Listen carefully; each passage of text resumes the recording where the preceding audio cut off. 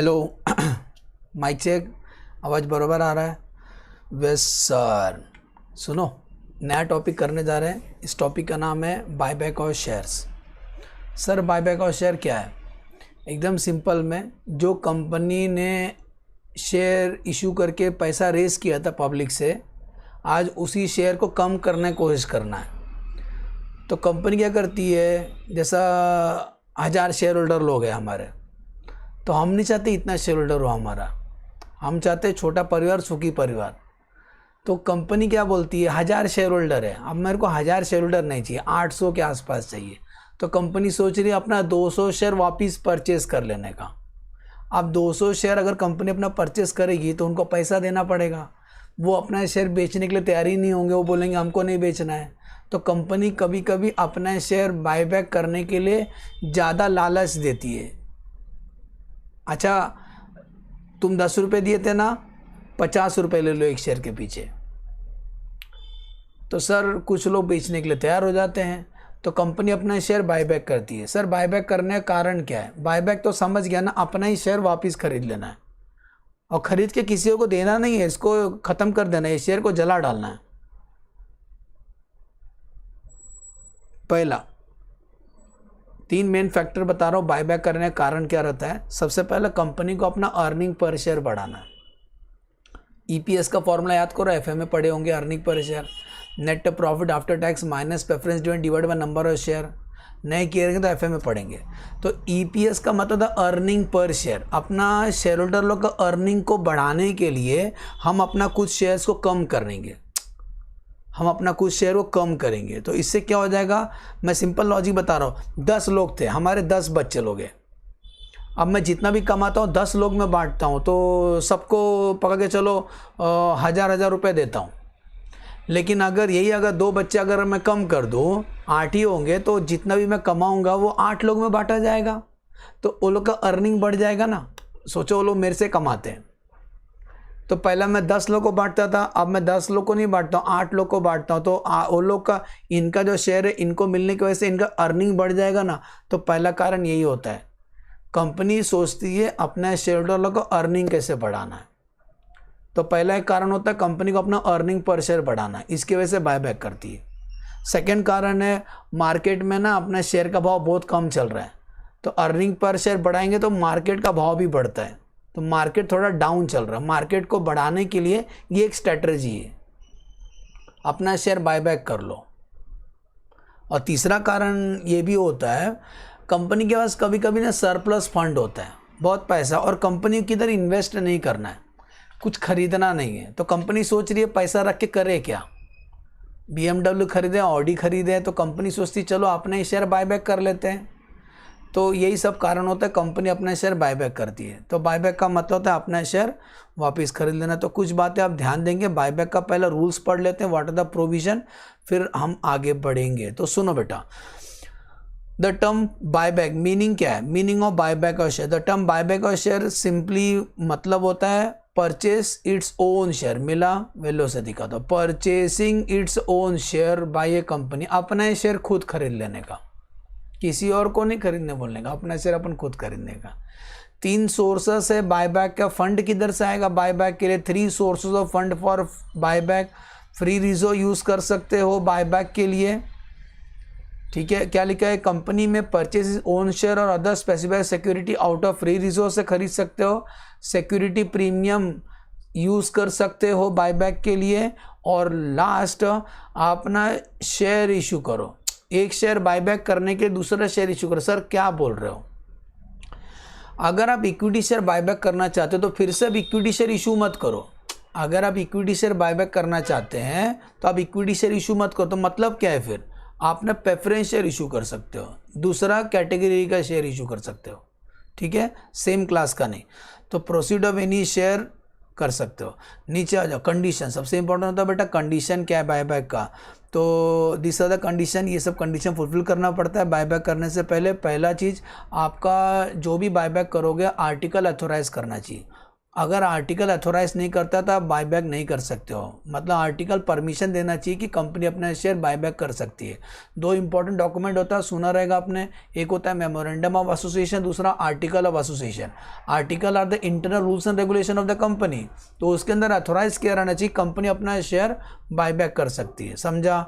Second, अगर company को 10% of the share buyback करना है, जितना भी शेयर है उसका 10% तक बायबैक करना है तो बोर्ड रेजोल्यूशन से काम चल जाएगा। लेकिन अगर उससे ज़्यादा बायबैक करना है तो जनरल मीटिंग में स्पेशल रेजोल्यूशन पास करना पड़ेगा। तो क्या लिखा है, या तो स्पेशल रेजोल्यूशन नहीं तो बोर्ड रेजोल्यूशन। बोर्ड रेजोल्यूशन कब होता है, अगर 10% तक रहेगा तो बोर्ड रेजोल्यूशन, उससे ज़्यादा रहेगा तो स्पेशल रेजोल्यूशन। ठीक है, नेक्स्ट, तो पहला आर्टिकल अथोराइज करना चाहिए, रेजोल्यूशन पास करना कंपलसरी है, या तो बोर्ड रेजोल्यूशन नहीं तो स्पेशल रेजोल्यूशन। आगे थर्ड, कभी भी आप बायबैक करोगे तो शेयर फुल्ली पेड होना चाहिए। फुल्ली पेड मतलब पार्टली पेड शेयर बायबैक नहीं हो सकता है। मतलब अगर एक शेयर 100 रुपये का है, 100 रुपये का, और तुमने केवल 70 रुपये दिया है, 30 रुपीज़ अभी तक कंपनी ने कॉल नहीं किया है या तुमने नहीं दिया है, तो इसको बायबैक नहीं कर सकते हो। सर 100 रुपये था, मैंने पूरा 100 रुपये दिया तो इसको बायबैक कर सकते हो। मतलब शेयर फुल्ली पेड होना चाहिए, बायबैक के लिए शेयर फुल्ली पेड होना चाहिए। मिला बेटा, fully paid shares, all the shares for the buyback must be fully paid होना चाहिए। नेक्स्ट बात है, जब भी आप बायबैक करेगा उसका कुछ समय होता है, टाइम होता है, कितना टाइम के अंदर बायबैक करना है। तो बोलता है जब आप रेजोल्यूशन पास करते हो, special resolution in the general meeting या बोर्ड मीटिंग में बोर्ड रेजोल्यूशन पास किया है, तो वहाँ से 12 महीने के अंदर आपको बायबैक करना है। सर नहीं किया तो मेरा क्या कर लेगा आप, वो रेजोल्यूशन इनवैलिड हो जाएगा। तो जब भी आपको रेजोल्यूशन पास किया रहेगा उसका 12 मंथ के अंदर आपको बायबैक का पूरा फॉर्मेलिटी कर लेना है।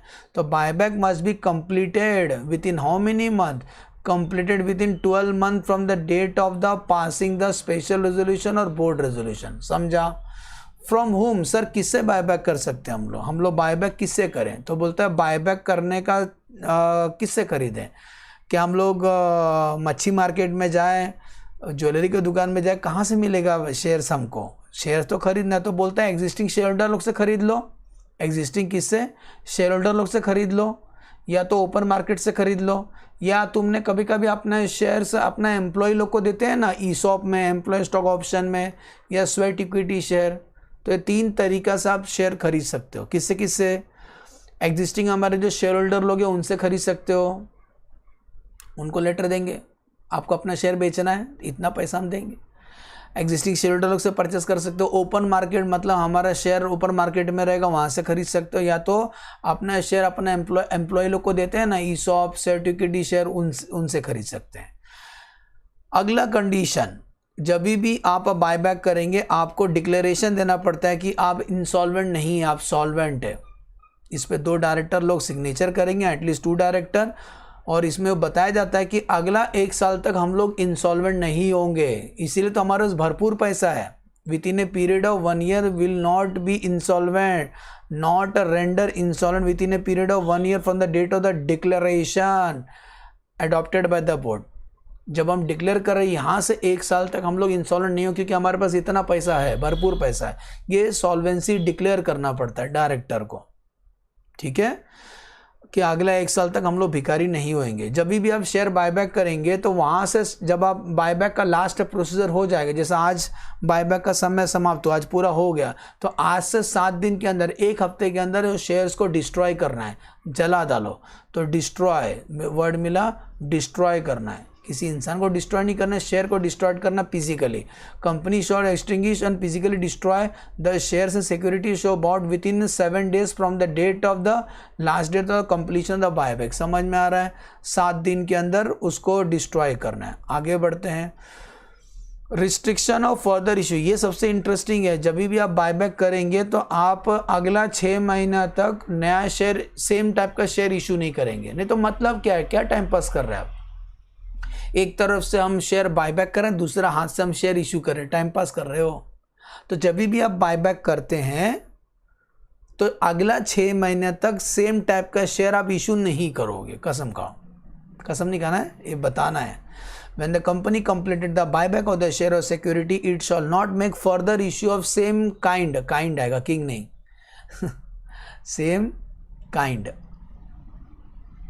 same kind of shares or other security including the allotment and within a period of 6 months. अगला 6 महीने तक आप सेम टाइप का शेयर इशू नहीं करोगे, लेकिन बेटा इसका एक्सेप्शन है, बेटा जी इसका एक्सेप्शन है, ये कर सकते हो। अगर आप बोनस शेयर देना है तो कर सकते हो, एक्सेप्टेबल है ना। या तो आप स्वेट इक्विटी शेयर दे रहे हो या कन्वर्शन स्वेट इक्विटी शेयर दे रहे हो, कन्वर्शन ऑफ प्रेफरेंस शेयर नहीं, क्या preference share convertible preference share होता है, जहाँ पे कुछ समय के बाद प्रेफरेंस शेयर इक्विटी शेयर में कन्वर्ट हो जाता है, डिबेंचर इक्विटी में कन्वर्ट हो जाता है। हम अपना एम्प्लॉय लोग को ऑप्शन दिए थे, ईसॉप एम्प्लॉय स्टॉक ऑप्शन दिए थे, तो इनको नहीं गिरना, ये एक्सेप्शन में, जिधर जिधर मैंने अंडरलाइन मारा रेड से। बोनस शेयर दे सकते हैं, स्टॉक ऑप्शन दे सकते हैं, स्वेट इक्विटी शेयर दे सकते हैं, conversion of preference share, conversion debenture हो सकता है। आगे बढ़ते हैं। अगर आप लिस्टेड कंपनी है तो आपको सेबी का गाइडलाइंस फॉलो करना है बेटा जी। अगर आप लिस्टेड हैं तो आपको सेबी का गाइडलाइंस फॉलो करना है। अगर आप अनलिस्टेड है तो आपको share capital and debenture rules follow करना है, समझा। ऐसा नहीं कि आपको बोलने वाला कोई नहीं है आपको ही बोलने वाला है। अब आते हैं सर सीआरआर क्या होता है। मैं सीआरआर का लॉजिक समझाता हूँ आपको, ज़रा ध्यान देना।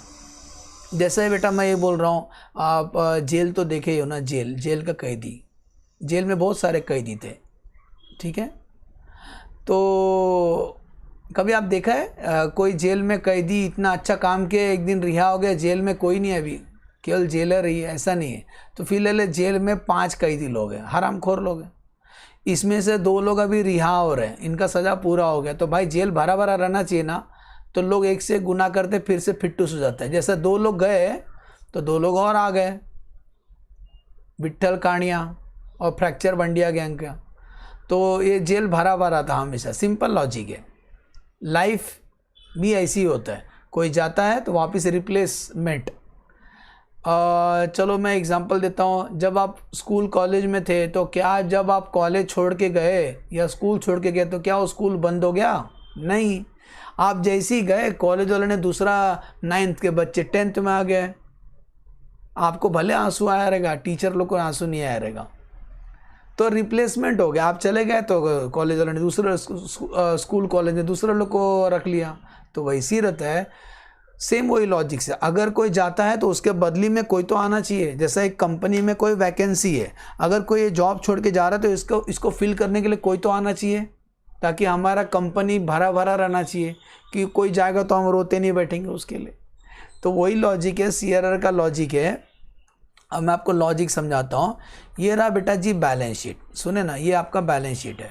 बैलेंस शीट में इक्विटी शेयर कैपिटल था, हाँ 100 करोड़ का, प्रेफरेंस शेयर कैपिटल है 100 करोड़ का। अब बेटा सोचो, इसमें से अगर 20 करोड़ आप बायबैक कर ले रहे हो तो ये 80 बचेगा, ये तो कम हो जाएगा। कुछ रिजर्व भी होता है, रिजर्व पकड़े चलो, रिजर्व भी हमारे पास 100 करोड़ का था, लेकिन आपने नोट किया पहले अपन 300 करोड़ थे ये स्टेज पे, लेकिन अभी 20 बायबैक करने से तो 280 हो गया, है ना। तो हम नहीं चाहते अपना ना शेयर होल्डर फंड कम हो, शेयर होल्डर फंड कम हो, क्योंकि खुद का पैसा कंपनी में रहना चाहिए, नहीं तो आउटसाइडर लोग ट्रस्ट नहीं करेंगे। खुद का पैसा ज़्यादा रहना चाहिए, मेंटेन रहना चाहिए उतना। तो हम लोग क्या करते हैं, जितना शेयर बायबैक किया, जैसा भी ये 20 करोड़ बायबैक किया, तो 20 करोड़ हम लोग ना रिजर्व में से निकालेंगे। रिजर्व में से उतना पैसा निकाल के हम लोग सीआरआर क्रिएट करते हैं। और बेटा जो सीआरआर होता है ना, वो भी फ्री रिजर्व होता है। वापिस सुनो, इधर ही बना के देता हूँ। तो अभी फ़िलहाल इसका टोटल हमें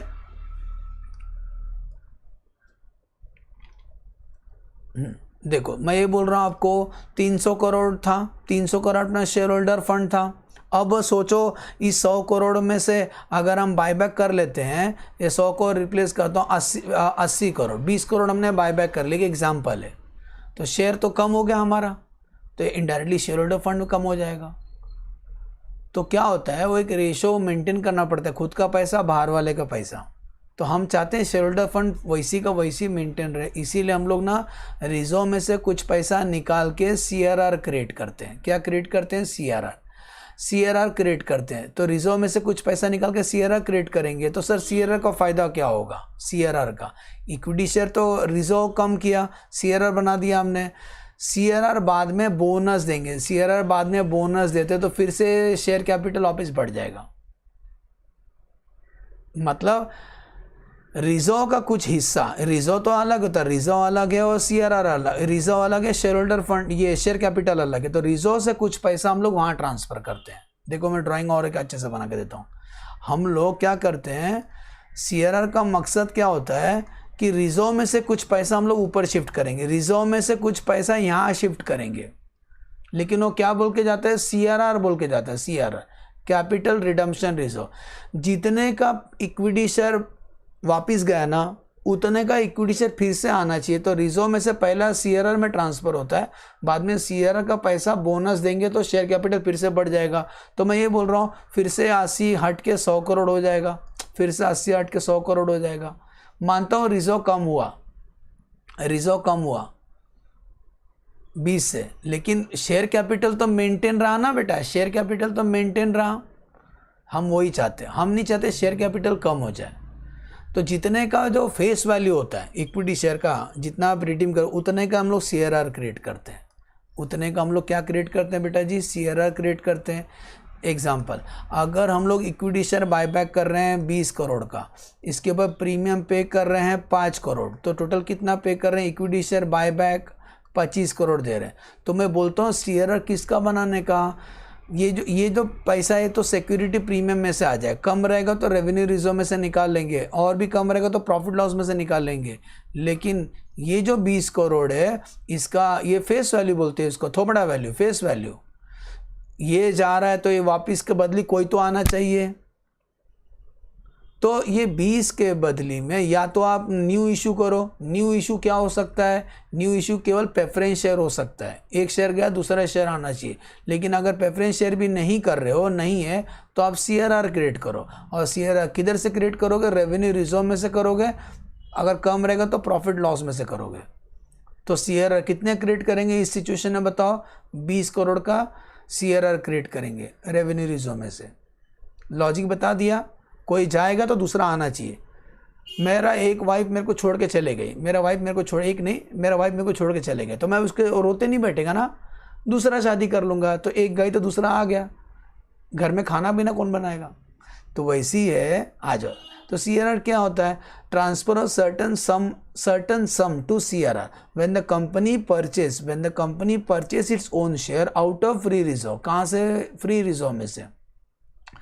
फ्री रिजर्व को यूज़ करके आपने बायबैक किया, own share, purchase its own share out of free reserve, then sum equal to the nominal value मिला। Sum equal to nominal value मतलब face value of the share so purchase shall be transfer to capital redemption reserve. इसी को CRR बोलते हैं sir जी। सुने, CRR क्या होता है? The sum equal to nominal value of the shares so purchase shall be transfer to CRR। The amount the detail of such transfer should be disclose in the balance sheet. CRR का use काय के लिए होता है? Very very important. CRR बाद में fully paid bonus के लिए यूज़ किया जाता है मेंबर लोग को। तो एक गया तो दूसरा आ गया, लेकिन थोड़ा टाइम के बाद आएगा, लेकिन ज़रूर आएगा। समझ में आया? तो CRR काय के लिए करना पड़ता है? जितना भी इक्विटी शेयर बायबैक करोगे उसका फेस वैल्यू का CRR बनाना पड़ता है। ठीक है। अब सबसे इम्पोर्टेंट, दिल थाम के बैठना, ये three test condition very very important. ये कब करना पड़ता है मालूम है?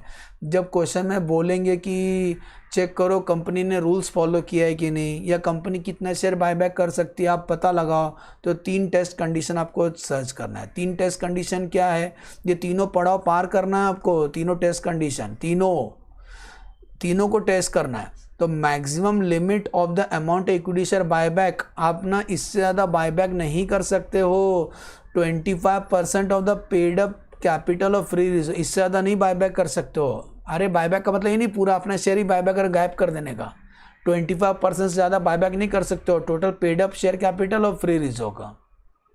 दूसरा, number of equity share, number of shares कितना बायबैक कर सकते हो? 25% ही बायबैक कर सकते हो, 25% ही शेयर बायबैक कर सकते हो। अगर 100% शेयर्स है तो 25% ही शेयर बायबैक कर सकते हो। सुमने कितना परसेंट? 25% शेयर, मैं नीचे लिखा हूँ अच्छे से। और तीसरा कंडीशन है आपका डेब्ट इक्विटी रेशियो बायबैक करने के बाद 2:1 से ज़्यादा नहीं होना चाहिए।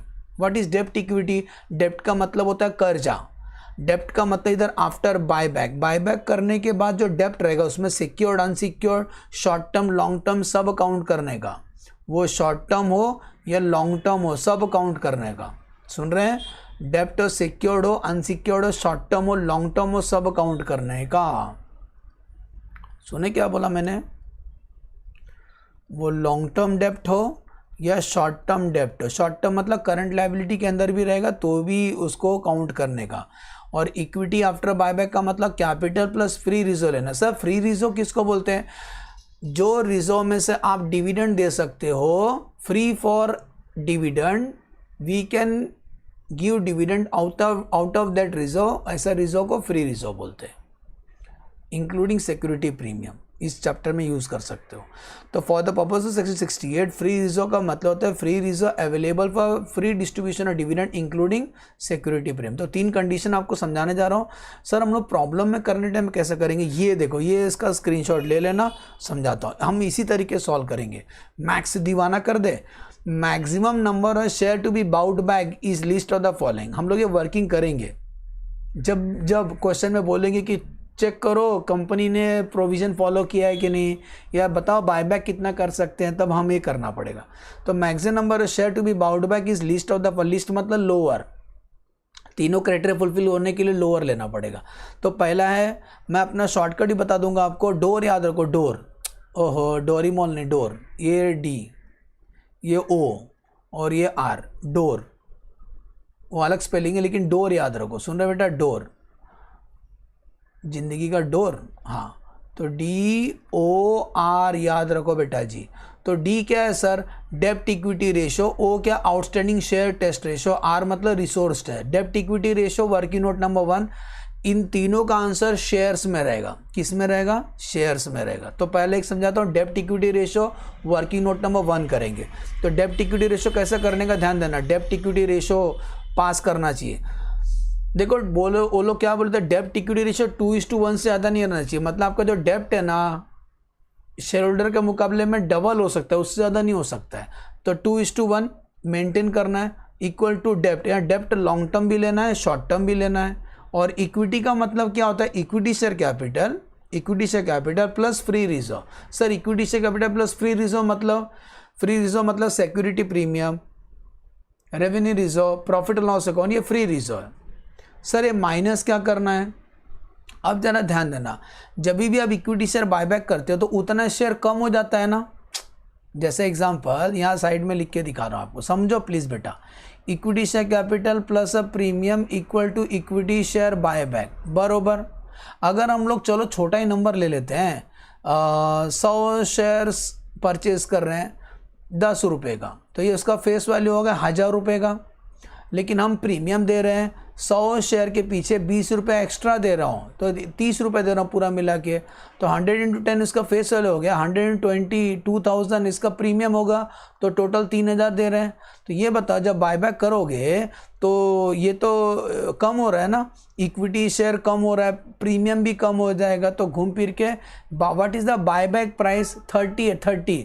अरे 10 रुपये प्लस 20 रुपये प्रीमियम, 30 रुपीज़ में दे रहा हूँ। तो कितना शेयर बायबैक करेंगे वो तो हमको मालूम ही नहीं, क्योंकि ये डेब्ट इक्विटी बायबैक करने के बाद वाला है। बायबैक करने के बाद का डेब्ट इक्विटी हमें वो मालूम नहीं है कितना शेयर बायबैक होगा। लेट जाते, let the minimum number of share buy back, BB मतलब buyback, let the minimum number of share buyback is X। तो सुनो ना, डिनोमिनेटर में equity share capital plus free reserve लिखो, माइनस करना है, माइनस X मिनिमम नंबर हमको मालूम नहीं, that shares into share price, buyback price. जैसे इस एग्जांपल में what is the buyback price? 10 + 20 30 rupees, तो X × 30 करेंगे। समझा क्यों लेस कर रहे हैं? अरे बायबैक करने के बाद शेयर्स कम हो जाएगा ना। 10 शेयर में 2 शेयर में बायबैक कर देगा, लेकिन अभी मेरे को मालूम नहीं मैं कितना शेयर बायबैक करूंगा, लेकिन 2 शेयर तो बायबैक करूंगा, उतना से मेरा कम हो जाएगा और मैं आपको 10 रुपये नहीं दूंगा, ये प्रीमियम भी तो दूंगा, तो प्रीमियम देने से मेरा रिजो कम हो जाएगा, फ्री रिजो मेरा कम हो जाएगा। इसीलिए x इंटू बायबैक प्राइस, इसका मतलब क्या होता है, इक्विटी से कैपिटल बस प्रीमियम दे रहे हो ना, वही लिख रहा है माइनस। अब ये माइनस क्या किया फिर से आपने, रूल ऐसा है बेटा, मैंने बोला ना जितना का फेस वैल्यू होता है उतने का CRR क्रिएट करना पड़ता है। अगर फ्रेश इशू नहीं रहेगा तो CRR किधर से क्रिएट करते हैं, रेवेन्यू रिजो में से। तो रेवेन्यू रिजो में से जब CRR क्रिएट करोगे तो CRR फ्री रिजो नहीं रहता है। एक बात ध्यान देना, रेवेन्यू रिजो में से अगर CRR क्रिएट करते हो तो वो CRR को फ्री रिजो नहीं बोलते हैं, चल हट, तो CRR को निकालना पड़ेगा उतना। तो ये फेस वैल्यू का करते हैं ना, केवल CRR किससे क्रिएट करते हो, फेस वैल्यू का। तो x कितना शेयर बायबैक करेंगे, मतलब ये 100 के जगह पे x बोल रहा हूँ मैं, कितना शेयर बायबैक करें हमको मालूम नहीं, x share into face value 10 रुपया, तो x इंटू फेस वैल्यू उतने का CRR क्रिएट करते हैं, इसलिए उसको माइनस करना है। इसको सॉल्व करोगे जो x मिलेगा ना उतना ही शेयर आप बायबैक कर सकते हैं to maintain that 2:1। Sir minimum क्यों बोल रहे हैं बेटा, अगर डिनोमिनेटर में कुछ भी पकड़ लो, न्यूमरेटर में अगर 2 लाख है और डिनोमिनेटर में 1 लाख है तो ये रेशो 2 होता है। लेकिन अगर मैं इसको अभी बेटा 80,000 कर दूं तो ये तो अभी रेशो बढ़ जाएगा ना। तो कम से कम कितना बायबैक करो, क्योंकि अभी 2 लाख डिवाइड बाय 80 करो ना, 2 लाख डिवाइड बाय 80,000, अभी रेशो 2.5 हो गया। तो कम से कम कितना कम करो, वही बोल रहा है minimum number share to be buyback, इसीलिए माइनस करना है उसमें से। समझ में आ रहा है, मिनिमम नंबर ऑफ शेयर हमको मालूम नहीं है, let that be x। Problem में आएंगे बेटा बहुत मजा आएगा, x निकालना है, ठीक है। दूसरा सेकंड क्या बोलता है, आउटस्टैंडिंग शेयर टेस्ट। तो जितना भी आप शेयर्स होगा आपका, जितना भी आपका शेयर्स होगा, सुन रहे हैं, जितना भी शेयर्स होगा आउटस्टैंडिंग शेयर, उसका कितना % बायबैक कर सकते हैं। आउटस्टैंडिंग शेयर जितना भी होगा ना उसका 25% ही आप बायबैक कर सकते हो, वो लिख दो शेयर। इसका वर्किंग नोट का जरूरत नहीं। रिसोर्स टेस्ट का मतलब कहाँ से पैसा आएगा वो भी चेक करना है, तो उसका वर्किंग नोट नंबर 2 करेंगे। रिसोर्स टेस्ट कैसा करना है, इक्विटी से कैपिटल ले लो, प्रेफरेंस शेयर रहेगा तो भी ले लो, security premium, revenue reserve, profit and loss account, ये फ्री रिजो है, ठीक है। तो रिजो अवेलेबल फॉर डिविडेंड, उसी को फ्री रिजो बोलते हैं। सबको प्लस को तो शेयर होल्डर फंड मिलेगा, उसका 25%, तो नंबर है share to be buy back, कितना शेयर बाय बैक कर सकते हो, वो शेयर होल्डर फंड 25% जो निकालते हैं divide by buy back price. आप एक शेयर के पीछे कितना रुपए दे रहे हो, जैसे एग्जांपल अगर हमको तुम आज़ादी करते हो कि 2 लाख हम खरीद सकते हैं, 2 लाख रुपए हम लोग यूज़ कर सकते हैं, ठीक है, 2 लाख एग्जाम्पल यूज़ कर सकते हैं, और हमारे पास है हमको एक शेयर के पीछे 20 रुपये देना, तो अभी पता चले ना कितना शेयर हम बायबैक कर सकते हैं। तो 0 cut that 2 lakh divide by 20, इसका मतलब 10,000 शेयर हम परचेस कर सकते हैं, इसीलिए बायबैक प्राइस से डिवाइड करना, समझा। तो हम लोग प्रॉब्लम में आएंगे डिटेल में बेटा, अभी मैं रफ बता रहा हूँ, कभी कभी वो लोग नहीं देते तो हमें इस तरीके से करना पड़ेगा। इंट्रोडक्शन लेक्चर में इसलिए बता दे रहा हूँ आपको, ऐसे ही करेंगे माँ कसम। फिर सर अगर एग्ज़ाम में रेडीमेड सब दे दिए, तो रेडीमेड दिया तो कुछ नहीं है, 4 एंट्री आपको याद रखना है। पहला ये एंट्री किसके बेस पे करेंगे, जर्नल एंट्री, ध्यान देना वापस। अगर हम लोग इक्विटी शेयर बायबैक कर रहे हैं, इक्विटी शेयर ना सब दूसरा कलर का पेन से लिखता हूँ आपको दिखने के लिए वेलो से, equity share capital plus premium equal to equity share buyback, ठीक है बेटा। अगर हम लोग अभी सोचो 10,000 फेस वैल्यू है, उसका प्रीमियम 2,000 है, तो टोटल 12,000 रुपये वापिस कर रहे हैं पब्लिक का। तो प्रीमियम हमें कहाँ से देना है, सिक्योरिटी प्रीमियम में से निकालना है। कम रहेगा तो रेवेन्यू रिजर्व में से निकाल सकते हैं, लेकिन पहले आप सिक्योरिटी प्रीमियम में से निकालोगे, कम रहेगा तो रेवेन्यू रिजर्व मतलब जनरल रिजर्व में से निकाल सकते हो। प्रॉफिट एंड लॉस अकाउंट को हमेशा लास्ट में यूज़ करने का। और जितने का इक्विटी शेयर रिडीम करते हो, या तो उसका प्रेफरेंस शेयर इशू करो, अगर प्रेफरेंस शेयर नहीं इशू करोगे तो CRR क्रिएट करने का। CRR किधर से क्रिएट करोगे, रेवेन्यू रिजर्व में से करोगे, नहीं तो प्रॉफिट एंड लॉस अकाउंट में से करोगे, ठीक है। जैसा पकड़ चलो अभी 10,000 का हम लोग रेवेन्यू रिजर्व में से पैसा निकाले, अब एंट्री क्या करने का, तो सबसे पहले ड्यू एंट्री मारना है। मैं दिखा दूँ कौन से एंट्री करेंगे। एक ड्यू एंट्री मारेंगे, इसका एक एंट्री मारेंगे ड्यू एंट्री, फिर ये हम लोग ये प्रीमियम कहाँ से दे रहे हैं उसका एंट्री मारेंगे, फिर सीएरा क्रिएट करने का एंट्री मारेंगे और बाद में पेमेंट का एंट्री मारेंगे। 4 एंट्री। तो सबसे पहला एंट्री बेटा जी नंबर 1 ड्यू एंट्री। वो क्या करने का, इक्विटी शेयर कैपिटल होता है क्रेडिट, उसको रिडीम करने के लिए कैंसिल करने के लिए डेबिट करेंगे। तो इक्विटी शेयर कैपिटल आएगा इधर पे 10,000, equity share capital account debit 10,000 दिखाई दे रहा है नंबर 1। इसके ऊपर हम लोग 2,000 रुपये प्रीमियम दे रहे हैं तो बोलेंगे प्रीमियम पेबल, केबल नहीं, premium payable on buy back. आप फुल फॉर्म लिखना बाय बैक। तो equity share capital account debit 10,000, premium payable on buy back 2,000। तो टोटल पैसा कितना देना हमें, 12,000 रुपये देना। तो एंट्री आएगा equity share capital account debit, premium payable on buyback account debit to equity share buyback. Narration लिख देना being amount due on buyback और इक्विटी शेयर। फर्स्ट एंट्री समझा हमको समझा। अब बात करते हैं ये प्रीमियम किधर से दिया, तो सिक्योरिटी प्रीमियम में से दिया। तो एंट्री नंबर 2 इसका करने का, एंट्री नंबर 2 इसका करने का। तो एंट्री ये प्रीमियम पेबल डेबिट किया तो उसको कैंसिल करने के लिए क्रेडिट करेंगे। तो डेबिट किसको करेंगे, सिक्योरिटी प्रीमियम को। अमाउंट कितना आएगा सर जी 2,000। तो एंट्री आएगा security premium account debit to premium payable on buyback. Narration क्या लिखेंगे, being premium adjusted from security premium. कम रहेगा तो रेवेन्यू रिजर्व को हाथ लगा सकते हो। अब याद करो हमने सीआरआर क्रिएट किया था, तो एंट्री नंबर 3 ये वाला होगा। तो सीआरआर क्रिएट करने का कहाँ से क्रिएट किया, रेवेन्यू रिजर्व में से या जनरल रिजर्व में से। पहला आप सिक्योरिटी प्रीमियम यूज करोगे कभी भी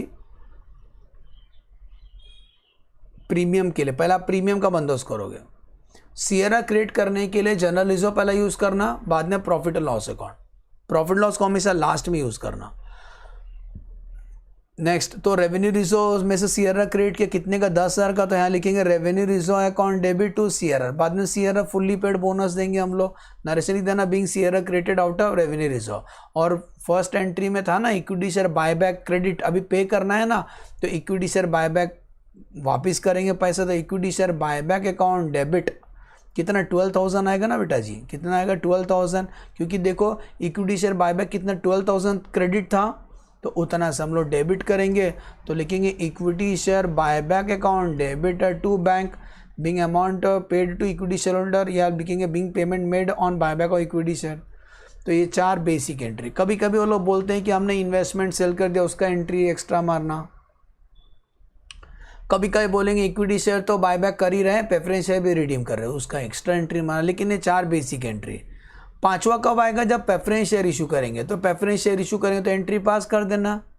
पार में रहेगा तो bank account debit to preference share capital. Premium में इशू करते हैं प्रेफरेंस शेयर, तो bank account debit to preference share capital to security premium, वो एक्स्ट्रा एंट्री। मतलब भगवान ने 5 उंगली दिया है ना, तो 5 एंट्री आता है।